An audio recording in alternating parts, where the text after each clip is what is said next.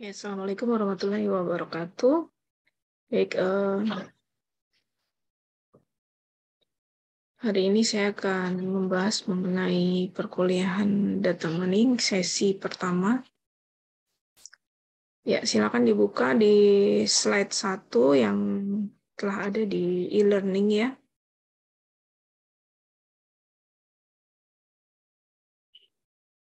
Ya, saya share screen di sini.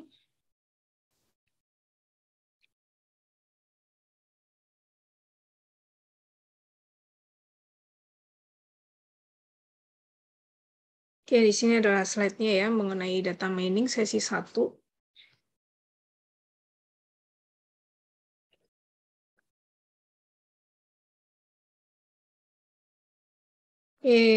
Kuliah ini menggunakan buku teks utamanya dari Data Mining Konsep and Teknik.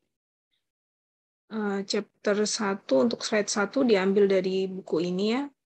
Autornya atau pengarangnya adalah Jia Wei Han, Micheline Camber, and Jian Pei. Ya, ini kebetulan yang diambil ada dari third edition. Anda bisa mengunduh secara gratis, ada di internet ya. Oke, di dalam chapter 1 Introduction akan dibahas mengenai apa dan mengapa data mining, kemudian data-data apa saja yang bisa ditambang, kemudian bagaimana data mining itu bisa memiliki multidimensional view, kemudian pola-pola apa yang bisa ditambang, teknologi apa yang bisa digunakan, ya beberapa contoh aplikasi serta major issues atau masalah-masalah di dalam melakukan data mining. Dan sedikit akan dibahas mengenai brief history ya, brief history mengenai data mining and data mining society. Jadi mengapa sih data mining itu penting ya? Data mining itu dibutuhkan kan sekarang menjadi istilahnya bukan data mining lagi tetapi sudah berubah menjadi data science ya. Nah, ini dimulai dari perkembangan data yang pesat ya. Makin hari ternyata makin banyak orang yang menggunakan dan membutuhkan data.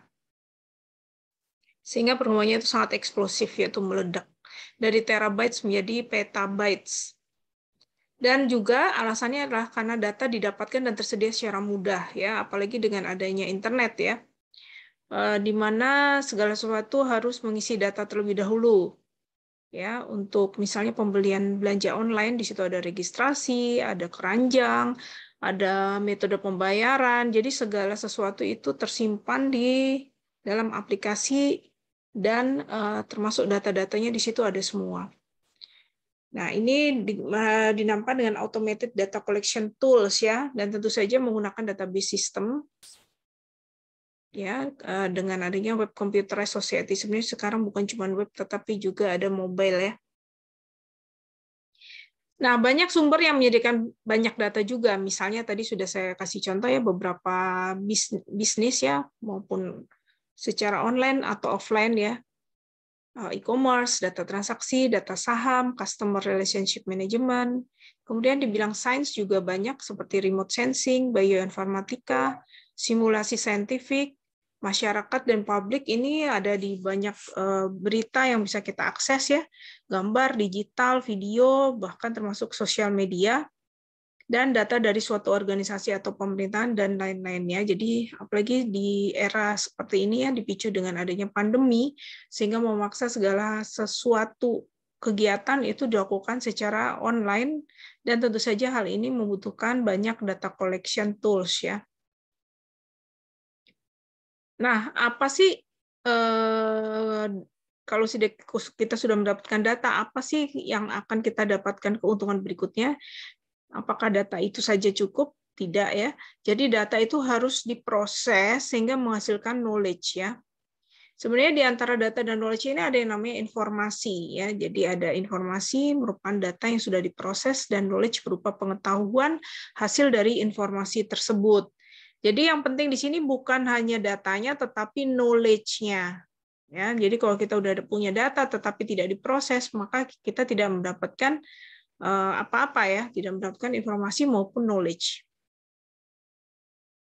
Nah, ini evolusi dari science ya, ini yang tadi saya sebut. Sekarang itu evolusinya sudah hanya bukan data mining, tetapi sudah menjadi data science. Ya, itu dimulai sejak tahun 1990. Ya, apalagi sekarang membludak ya. Membludak. Dan sekarang bukan hanya menggunakan teknik-teknik dari data mining saja, tetapi sudah berkembang menjadi machine learning, deep learning, ya, dan bahkan digabungkan dengan artificial intelligence. Nah, ya, jadi ini kalau kalian baca di sini ya, dimulai dari tahun 1960, di mana adanya data collection, database creation, EMS, and network DBMS itu dimulai.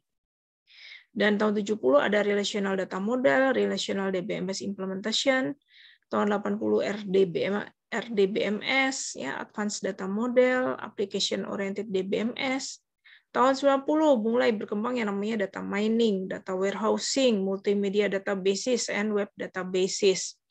Kemudian tahun 2000-an berkembang lagi menjadi stream data management and mining, data mining and its application, dan web technology, ya.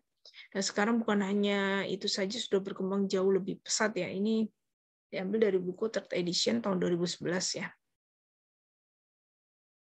Oke, lanjut. Apa sih yang dimaksud dengan data mining? Ya, jadi data mining itu memiliki nama lain knowledge discovery atau mining atau penambangan ya kalau dalam bahasa Indonesia. Penambangan untuk database. Atau disebut juga dengan knowledge discovery from data atau KDD. Disebut juga dengan knowledge extraction. Disebut juga data atau pattern analysis, data arkeologi, data dredging, information harvesting, dan business intelligence atau BI juga disebut demikian. Pada prinsipnya, data mining merupakan ekstraksi dari pola atau pengetahuan yang berasal dari data yang sangat banyak. Jadi untuk mengetahui pola dari suatu dataset ya. Jadi datanya harus banyak sekali sehingga kita dapat mengetahui pola. Ya, jadi misalnya kalau ada data kalian bangun, aktivitas sehari-hari ngapain, ya bangun jam berapa, terus ngapain, misalnya demikian. Maka berdasarkan data itu, bukan hanya data sehari ya, jadi harus minimal ya mungkin data selama setahun lah. Bisa diketahui kebiasaan kalian dari kalau pagi jam berapa itu biasanya ngapain, siang jam berapa biasanya ngapain. Nah, itu pola ya. Jadi dari situ kita bisa tahu polanya. Biasanya bekerja dari jam berapa sampai jam berapa, istirahat jam berapa sampai jam berapa, dan seterusnya. Itu pola.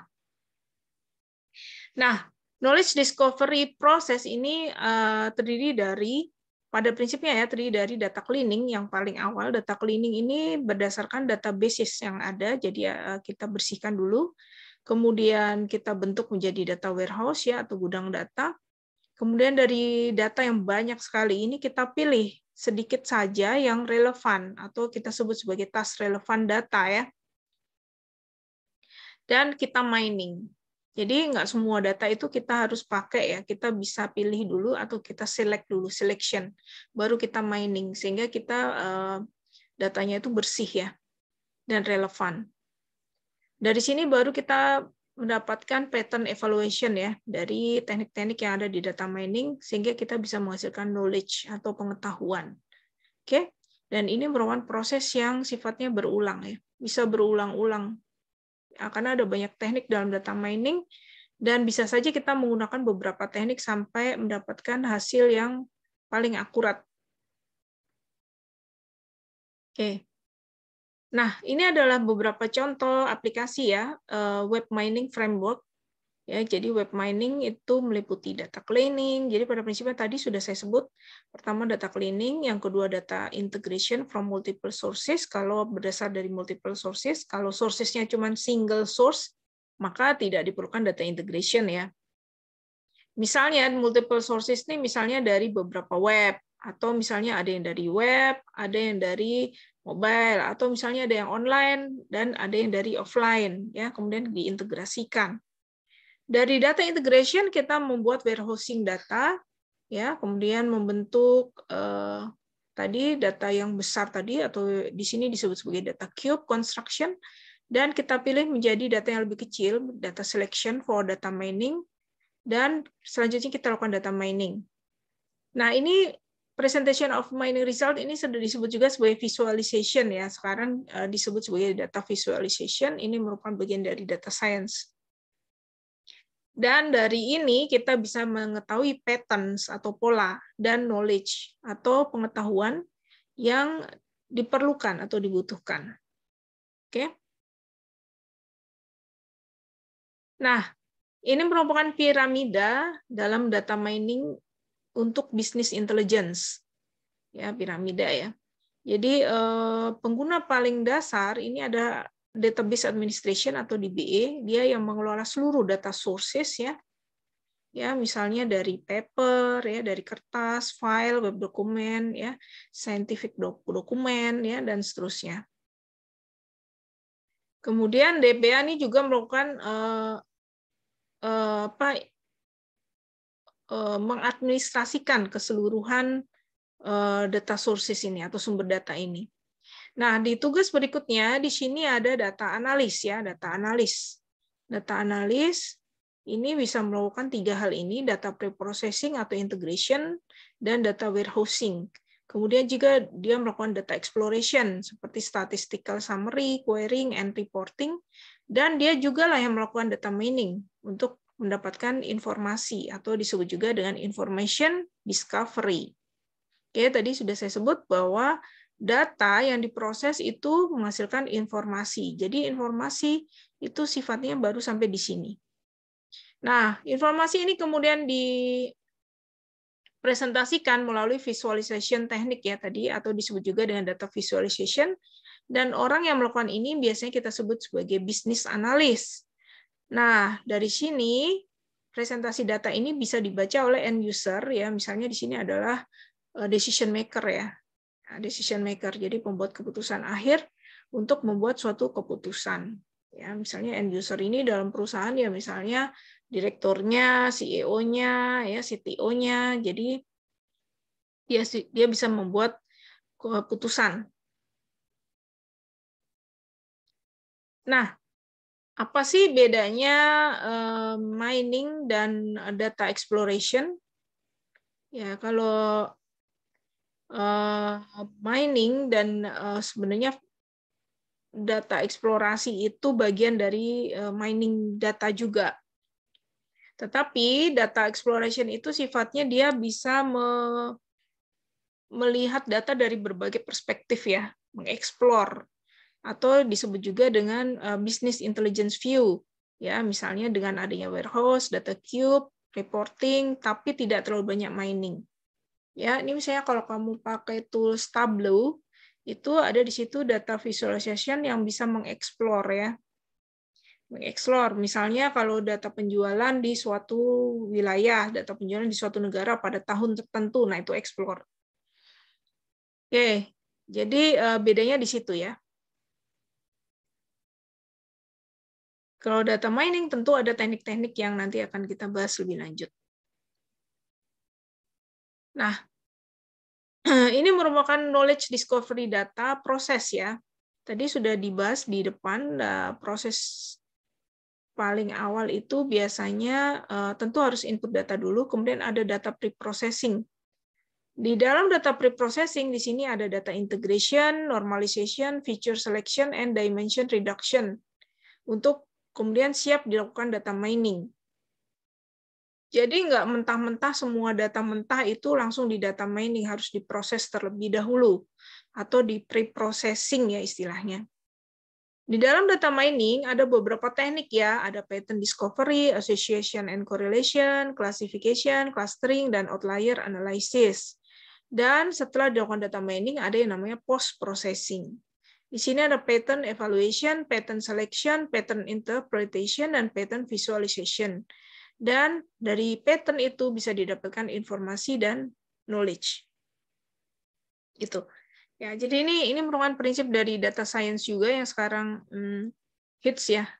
Ya, istilahnya sekarang menjadi data science, di situ ada data mining, data exploration, dan data visualization. Data analytics ya sebenarnya sekarang disebutnya. Jadi bukan hanya spesifik data mining, tetapi data analytics and visualization. Nah, ini beberapa contoh bagaimana data mining digunakan dalam domain medical ya, atau medis. Ya, misalnya untuk healthcare and medical data mining, ya ini biasanya menggunakan teknik-teknik statistik dan machine learning. Ya, seperti biasa di sini ada pre-processing, tadi sudah disebut proses utamanya ada pre-processing, including feature extraction and dimension reduction. Kemudian ada classification atau clustering, ya biasanya yang dipakai dua teknik ini untuk medical, dan ada post processing untuk presentation atau kita sebut juga sebagai data visualization. Yang berikutnya akan dibahas mengenai multidimensional view of data mining. Jadi ada multidimensional view data mining ini artinya nanti data mining ini bisa dilihat dalam berbagai view, ya dalam berbagai view. Jadi untuk mengeksplor data ya.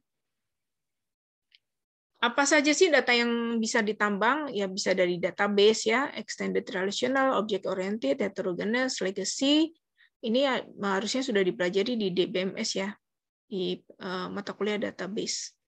Kemudian bisa juga data dari data warehouse, bisa data dari transactional data, bisa dari stream data, spatio-temporal data, time series, sequence, text and web, multimedia, graphs, and social and information network. Ya, beberapa contoh dari database ini bisa dilihat pada video mengenai chapter 2 ya, nanti di slide kedua.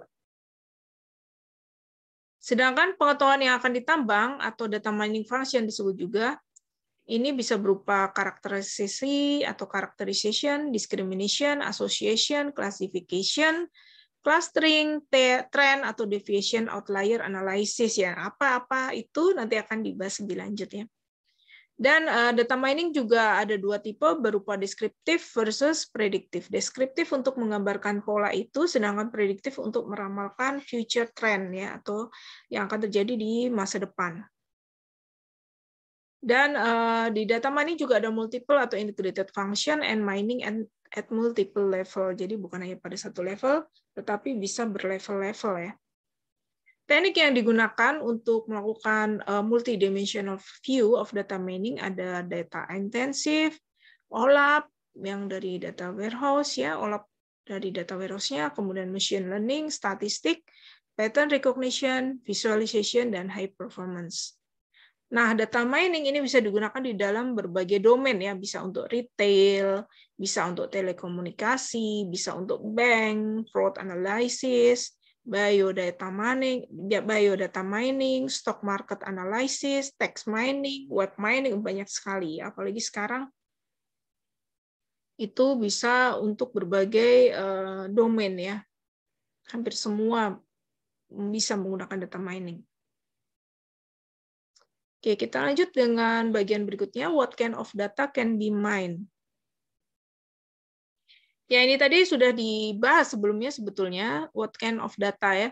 Yang pertama adalah database oriented dataset and application ya. Contohnya di situ ada relational database, data warehouse, and transactional database ya. Jadi kalau ERD yang kalian ketahui itu masuk ke sini. Database oriented dataset. Kemudian bisa juga data itu diambil dari advanced dataset and advanced application. Di situ ada data streams and sensor data, time series data, temporal data, sequence data, ya, including biosequences. Kemudian bisa juga dalam bentuk structure data, graph, social network, and multilink data. Bisa dalam bentuk object relational databases, bisa dalam bentuk heterogeneous databases and legacy database, bisa dalam bentuk spatial data and spatial temporal data, ini map ya misalnya.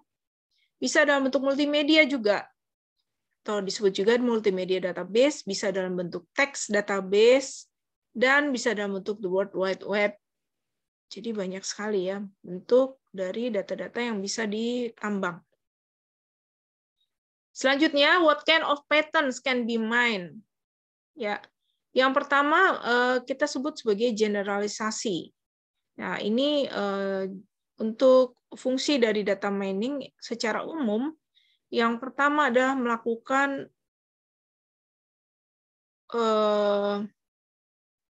penambangan data ya, tentu saja sesuai namanya data mining, penambangan data.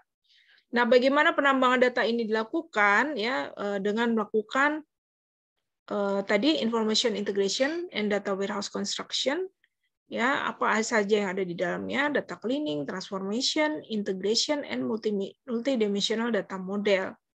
Bisa kemudian dilakukan data cube teknologi ya, ini kalau datanya banyak sekali sehingga kita membuat data cube. Nah, ini dulu analytical-nya disebut dengan OLAP ya, online analytical processing ya. Dan selanjutnya kita lakukan multidimensional concept description dan melakukan karakterisasi dan diskriminasi. Nah, ini kita bisa membuat kontras data ya, kontras data karakteristik. Misalnya bagaimana sih data-data yang ada di dry region atau daerah yang kering dan data-data yang ada di wet region atau region yang basah. Ini kontras kan antara kering dan basah. Oke. Nah, di dalam data mining juga bisa dilakukan asosiasi ya sebagai korelasi analisis. Asosiasi itu contohnya jika seseorang membeli diaper, maka kemungkinan dia akan membeli bir dengan support level 0,5% dan confidence level 75%. Nih contoh ya. Nah, apakah suatu item itu strongly associated dengan item yang lain? Ini juga merupakan fungsi dari association ya. Oke. Nah, di dalam data mining selain bisa generalisasi, association juga bisa dilakukan classification untuk mengklasifikasi. Ya, misalnya contohnya mengklasifikasi negara berdasarkan klimatnya atau iklimnya, mengklasifikasi mobil berdasarkan penggunaan bensinnya, ya, dan bahkan bisa melakukan prediction untuk label-label yang belum diketahui ya. Apakah dia masuk ke dalam klaster yang satu atau klaster yang lain. Nah, metodenya yang bisa digunakan misalnya decision trees, naive Bayes classification, support vector machine, neural network rule-based classification, pattern-based classification, logistic regression. Typical application misalnya credit card fraud detection, direct marketing, classifying stars disease, untuk klasifikasi disease ya, maksudnya berbeda ya, ada komanya, dan web page ya. Jadi misalnya kita ingin mengklasifikasi apakah email ini spam atau bukan. Nah, itu juga melakukan klasifikasi berarti. Nah, di dalam mengklasifikasikan atau mengkategorisasikan ini juga ada namanya cluster analysis. Jika kelas label tidak diketahui, maka ini disebut juga sebagai unsupervised learning. Jadi kita nggak tahu apakah ini masuk ada label spam, ada label inbox gitu ya, atau apakah customer ini merupakan potensial customer atau non potensial customer, itu berarti label. Nah, kalau di clustering itu tidak ada label. Jadi dipisahkan berdasarkan cluster. Ya, cluster. Cluster apa, labelnya apa, kita tidak membahas mengenai itu. Jadi gunanya bisa untuk mengkategorikan juga, tetapi dalam bentuk cluster ya, karena ini merupakan unsupervised learning. Class label is unknown. Prinsip kerjanya adalah memaksimizing intra-class similarity dan minimizing inter-class similarity. Nah, apa itu nanti akan kita bahas ya. Jadi ini kita harus belajar distance dulu atau jarak. Dan data mining function yang berikutnya bisa melakukan outlier analysis. Outlier itu merupakan suatu data objek yang berbeda ya dengan general behavior dari data-data yang lain.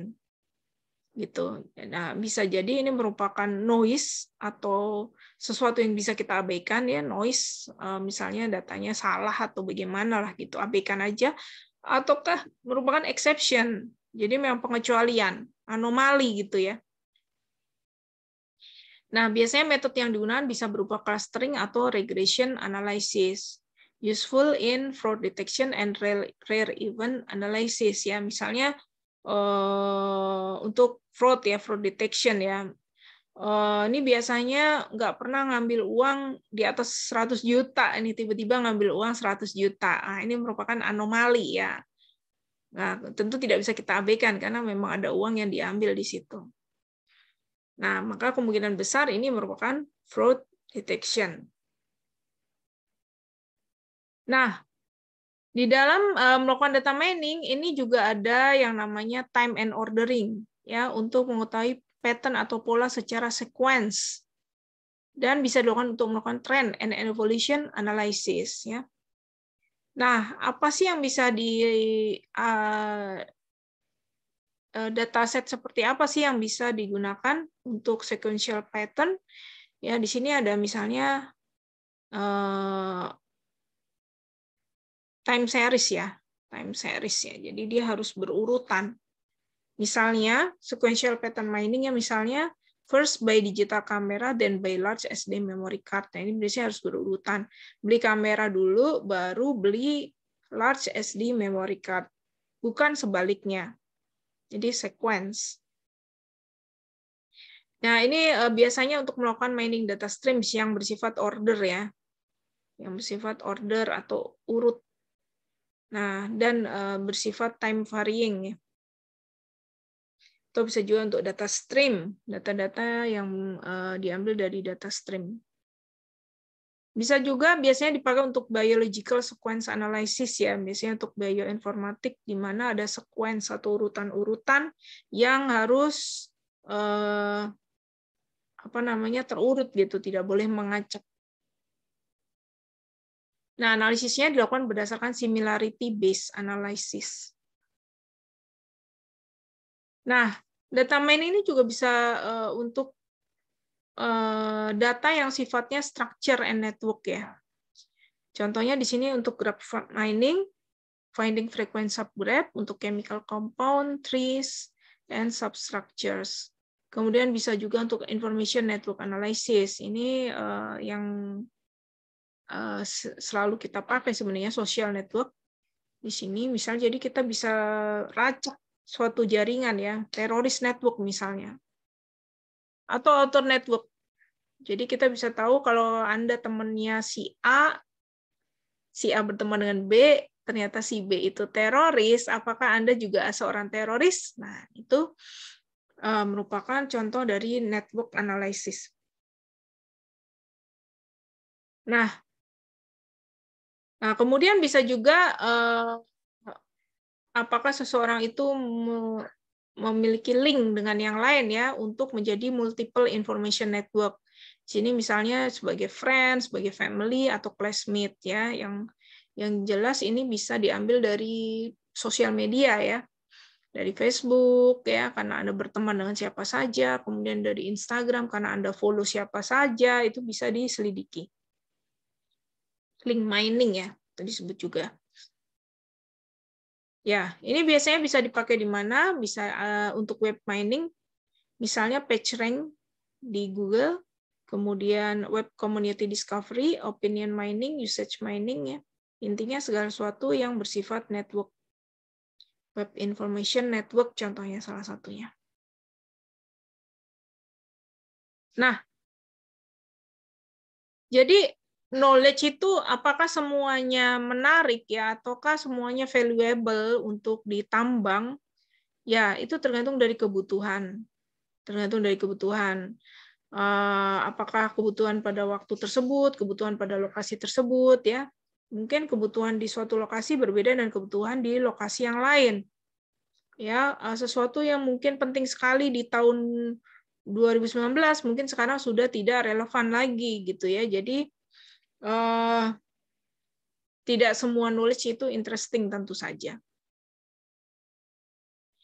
Nah, apa sih yang penting untuk suatu knowledge? Dia harus bisa menggambarkan keakuratan ya.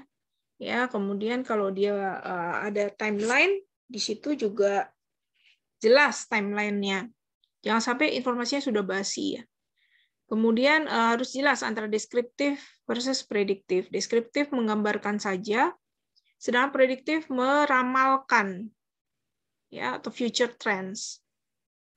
Oke. Nah, what technology are used?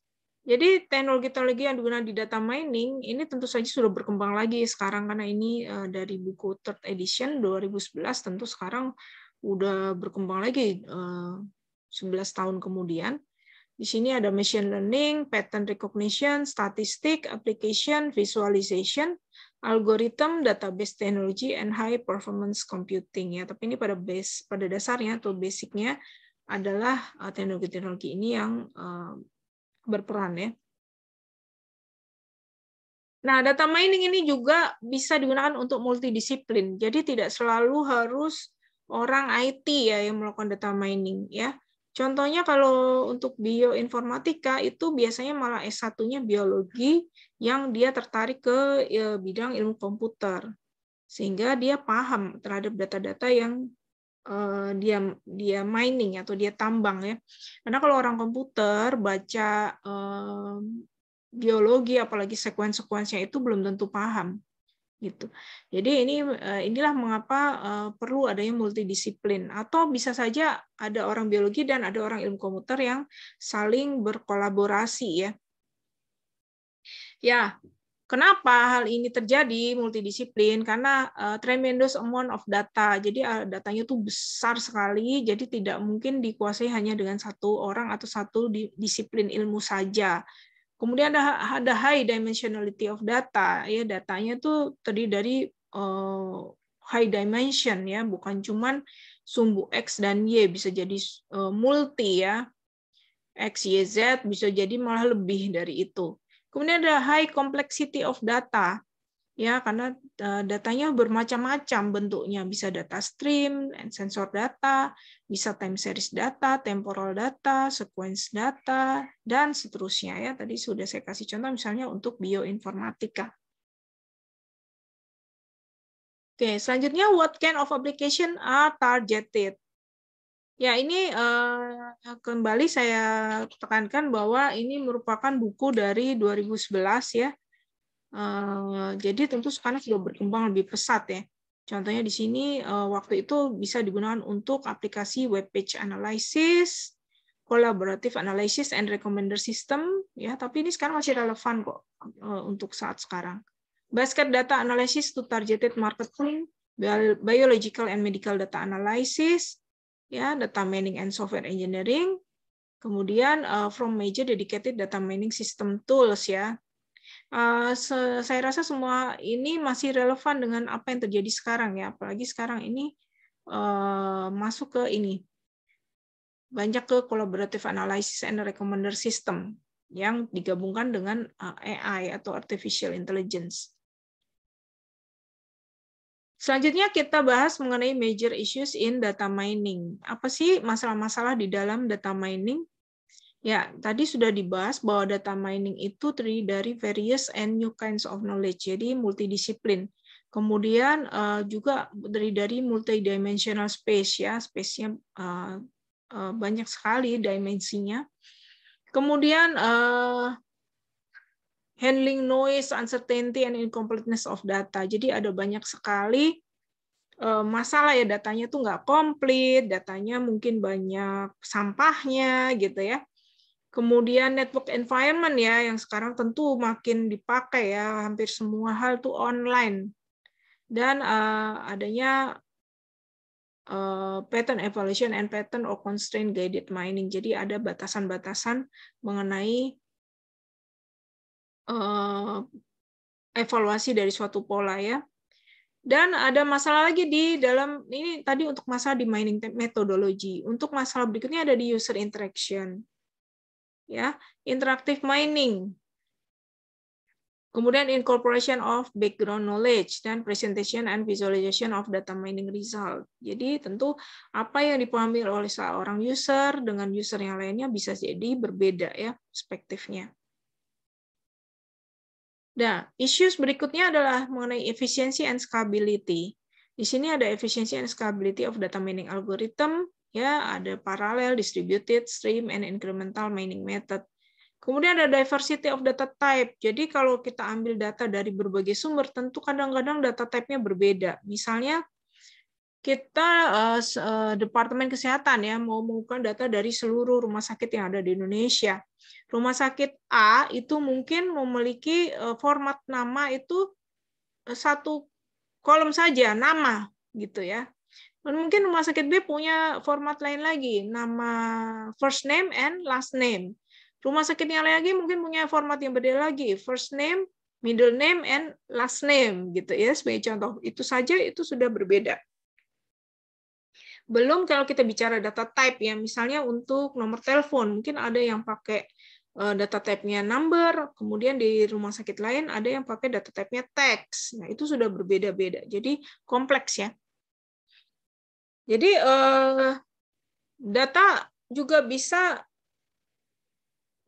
diambil dari atau ditambang dari dynamic network and global data repositories ya. Ini juga menyebabkan kompleksitas dari data mining itu sendiri. Nah, dari hal data mining and society ini tentu tidak semua negara bisa menerapkan hal yang sama. Sebagai contoh, Cina jika kita compare dengan Eropa akan sangat berbeda dalam hal melakukan data mining. Ya, karena Cina ini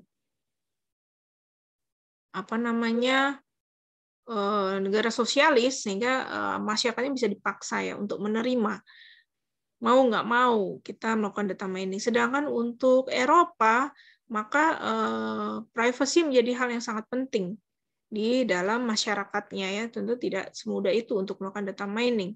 Ya, kemudian harus dipertimbangkan juga adanya social impact dari data mining. Ya, ini privacy tadi sudah saya jelaskan dan adanya invisible data mining. Dan yang terakhir dijelaskan mengenai brief history of data mining and data mining society ya. Ini adalah awal mula adanya data mining society ya dalam berbagai conference ya. Ya mulai berkembang pesat di tahun 90-an. Oke. Ini beberapa conference ya dan jurnal-jurnal yang digunakan. Where to find references di sini ada banyak.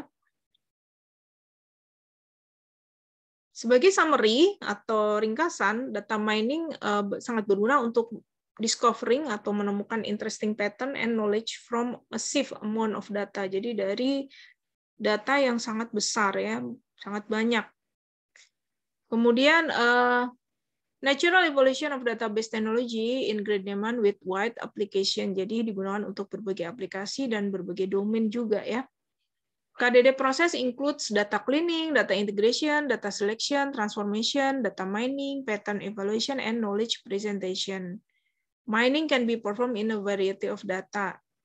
Dan data mining functionalities terdiri dari misalnya characterization, discrimination, association, classification, clustering, outlier, and trend analysis.